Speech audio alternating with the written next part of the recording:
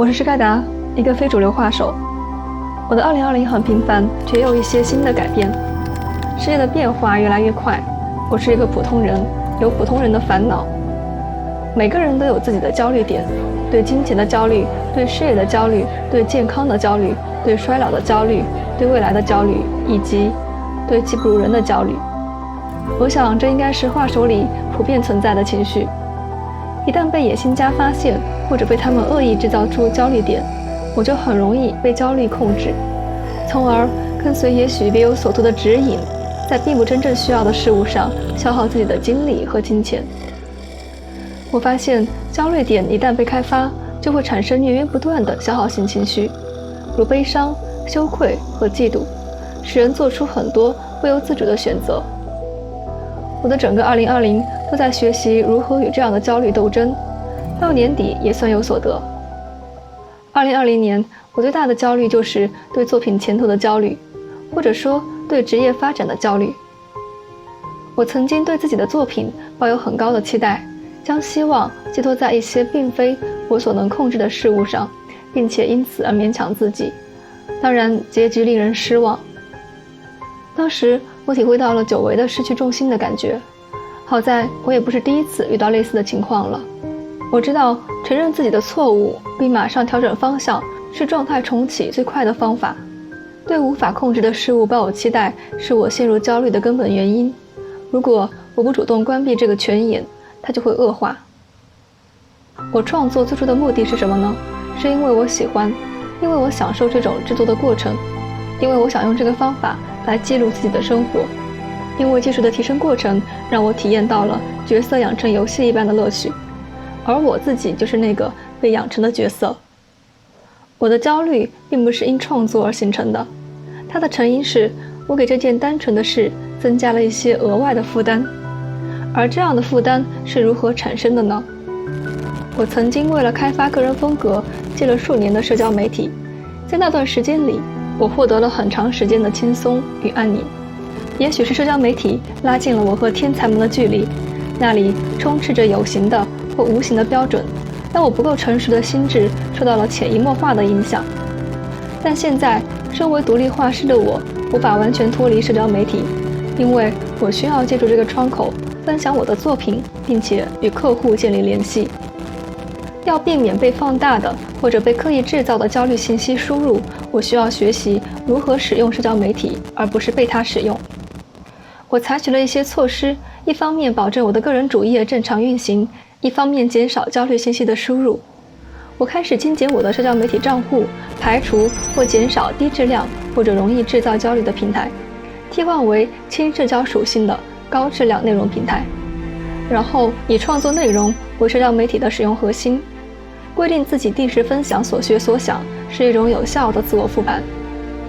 但在这里汲取知识对我来说并非是一个好选择。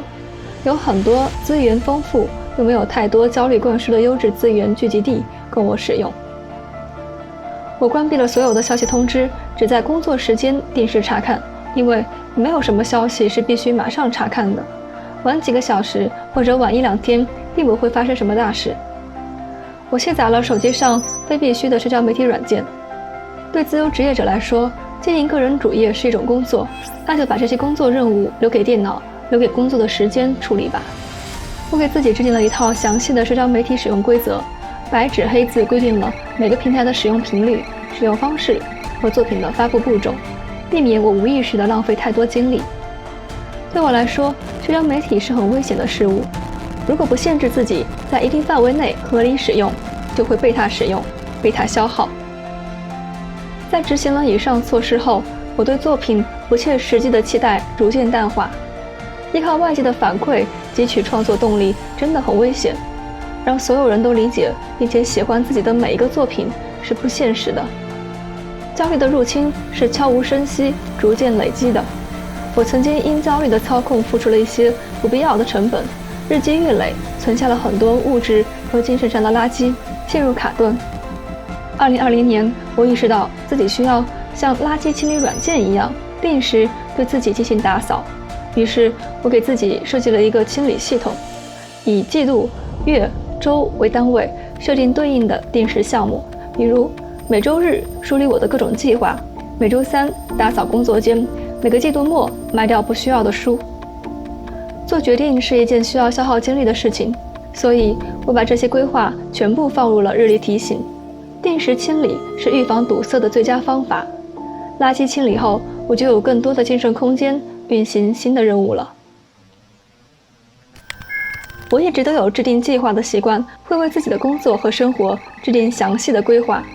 但是2020年，我给自己的计划系统增加了新的门类——课程规划。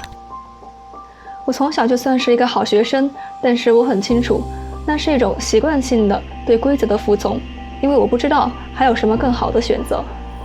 毕业几年之后，我才真正的喜欢上了学习这件事，体会到了其中的乐趣。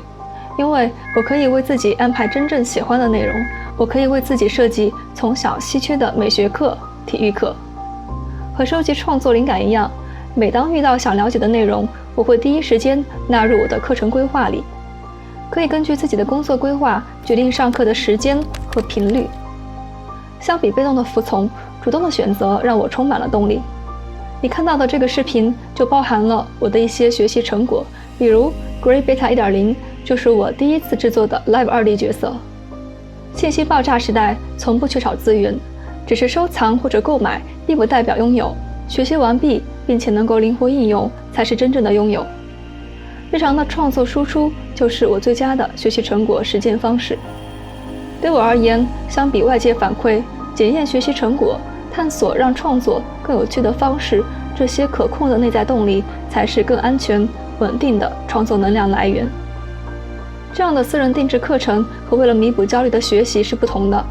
后者是为了满足别人的期待或者某种社会的标准，自身很可能对之并不是真正的喜爱。这样的学习是不会让人有动力去深入研究、去积极实践的，作用最多只是暂时缓解知识焦虑，而前者会给人很强的自我掌控感，整个过程就像一场内在的精神鼓舞仪式。我拥有自主选择的权利，我能履行给自己的承诺，我拥有变得更好的能力。除去精力集中、大脑思维活跃的时间，我还有一些精力不足的休息时间。2020年，我给自己特意准备了一些内容来填补这段时间。有些空余时间，我其实并不是很累，我给自己准备了片单，收集了一些好评的电影、纪录片、电视剧，还准备了书单，收集感兴趣的书籍。我在微博和公众号开设了灵感切片栏目，推荐我看过的优质内容。当然，我也会有什么都不想做的时候，手工、练字、听小说、打游戏都是不错的选项。相比网游，我更喜欢弱社交属性的单机游戏，喜欢按自己的节奏来享受。对我来说，好的游戏也是艺术品。正如之前所说，如果不主动安排，就会被安排。被动的安排往往更容易和消耗性情绪挂钩。2020年，我的所有不幸本质上都是不切实际的期待落空，无论是初初的坎坷，还是创作带来的失望。有时候，即使我竭尽全力，也无法取得期待的效果，因为这其中有太多我无法控制的因素。不盼望满足所有人的期待，不要求满足所有的标准，不幻想无法控制的目标，这是我一直在学习的东西。因为期待总是伴随着落空的风险，除了自我控制，我没有能力，也没有权利去控制任何人、任何事。2020年里，我不断意识到自己的平凡，遭遇挫折、等待和自我调整，本来就是平凡生活的常态。无论是垃圾清理还是自我规划，都只有一个核心：让自己的生活更有质量，让自己感觉自己的作品更棒。再见，2020。